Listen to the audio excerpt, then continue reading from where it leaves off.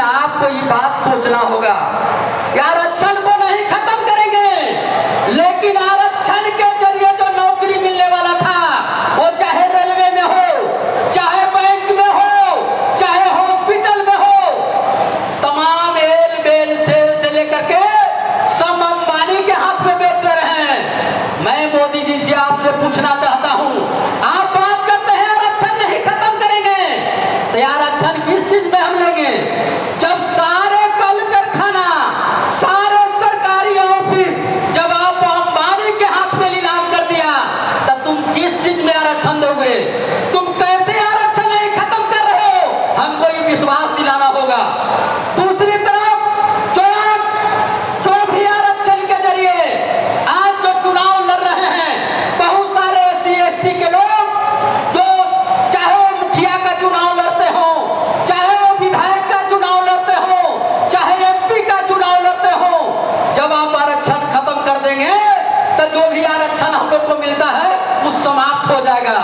हम ये कहना चाहते हैं कि आरक्षण आप कहते हैं कि हम खत्म नहीं करेंगे, लेकिन आप तो सब जितने भी सरकारी कर्मचारी का जो जॉब होने वाला था वो सब अंबानी के हाथ में दे दोगे, या तो अंबानी के हाथ में भेज दिया तो हम लोग को आरक्षण कहां मिलेगा? दूसरी तरफ कह रहा है कि हम शिक्षा में सुधार करेंगे। आपसे पूछना चाहते हैं, आज BA की अगर आपको डिग्री लेना है तो 35,000 या 36,000 रुपया लगेगा। आपके पास शिक्षा का भी इन्होंने निजीकरण कर दिया है तमाम जगह पर। हम लोगों ने कहा कि जब तुम चाहते हो कि एक देश रहेगा, एक राष्ट्र रहेगा, एक शिक्षा कर दो, चाहे सरकारी स्कूल में पढ़ने वाले नौजवान हो, चाहे वो प्राइवेट स्कूल में पढ़ने वाले नौजवान हो, सबको एक किताब कर दो। चाहे जितना भी है वो सबको, प्राइवेट जो किए हुए हैं वो सबको एक समान करो। वहां शिक्षा के सवाल पर ये सम्मान नहीं करते हैं। वो अमीर के अलग शिक्षा और गरीब के अलग शिक्षा कर रहे हैं। कैसे समाज सुधरेगा? कैसे गरीबों को आरक्षण मिलेगा? कहां आरक्षण मिलेगा? और सारे नौकरियां आपने अंबानी के हाथ में देख दिए, कहां मिलेगा? छोटा मोटा जो गरीबों को राशन मिलता था, आप सब लोग जानते हैं कि जिस समय कांग्रेस की सत्ता थी उस समय 35 किलो गरीबों को राशन मिलता था, 25 किलो 35 और 25 किलो राशन मिलता था। वो राशन को भी आपने कटौती कर दिया, आपने 5 किलो कर दिया।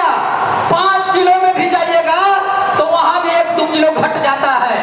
और इसको भी मोदी सरकार बड़ी तरीके से कोरोना काल में कहा कि अब राशन नहीं मिलेगा, राशन के बदले सबको पैसा मिलेगा, जिसको लेकर के हम लोगों ने लगातार मोदी सरकार को घेरा कि आपने जो गरीब के थोड़ा बहुत जो राशन मिलता है उससे बहुत बड़ा गरीबों का एक सहारा होता है।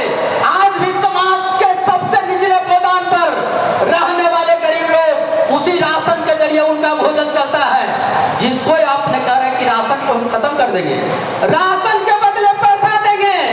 आप बता दीजिए, आज बहुत सारे लोग वृद्धा पेंशन लेते हैं, विधवा पेंशन लेते हैं, उसमें 3 महीना 4 महीना कर दिया जा रहा है। तो इस तरीका से पूरी व्यवस्था ये अमीर प्रस्तों के हाथ में करने जा रहे हैं। और पूरा जो भी आज हम लोग को जो राशन मिलने वाला था उसको भी, राशन को खत्म करने के लिए जो भी हम लोग का खेती बाड़ी था, जो किसान का धान सरकार खरीदती थी, उसको भी खत्म करने जा रही है। और 3 कृषि काला कानून ला करके हमारे खेती बाड़ी को भी ये बेचने जा रही है। इसलिए हम लोग को इस बार सोचना होगा कि पटना साहिब में और पूरे बिहार में एक बड़ा लहर निकल गया है, बड़ा बदलाव निकला हुआ है, और पूरा देश, पूरा नौजवान बदलाव के मूड में है। इस बार एक नया होने वाला है, जो मोदी लगातार पटना में आ रहे हैं, रोड शो कर रहे हैं। यही मोदी जी कहते थे चुनाव से पहले कि हमको 100 दिन का मौका दो, 100 दिन में हम काला धन ले आवेंगे, सब गरीबों को 15 लाख खाते पर देंगे। न काला धन आया, नहीं गरीबों को रोजगार मिला, 2 करोड़ नौजवान इनका फेल कर गया।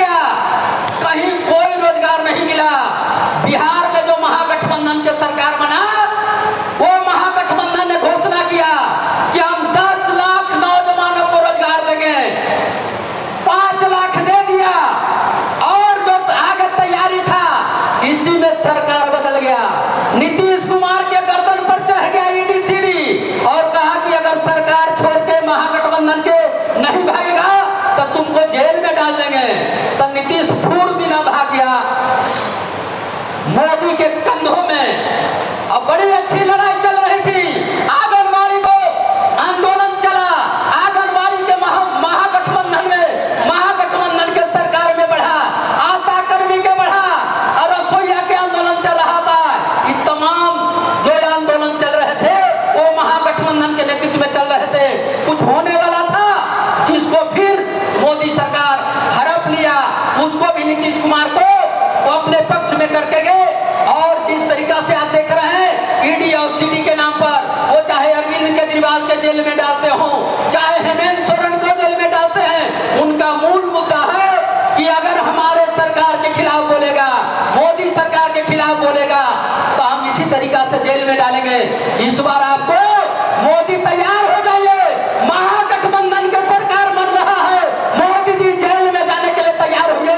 पूरा देश इस बार ठान लिया है कि मोदी सरकार को जेल में डाल के दम लेंगे। और इस बार पटना साहिब में पंजा छाप पर आप बटन दबाइए, 1 नंबर वाली बात, 1 नंबर में पंजा छाप डालिए और अपनी ताकत को दिल्ली के लोकसभा में बेचिए। इन्हीं सब बातों के साथ अपनी बात खत्म करते हुए आप तमाम लोग को फिर एक बार क्रांतिकारी सलाम करते हुए अपनी बात खत्म करते हैं। इनकलाब जिंदाबाद। धन्यवाद सत्या जी। पंजा छाप जिंदाबाद जिंदाबाद जिंदाबाद, अंशुल भैया जिंदाबाद जिंदाबाद जिंदाबाद, अंशुल भैया जिंदाबाद जिंदाबाद।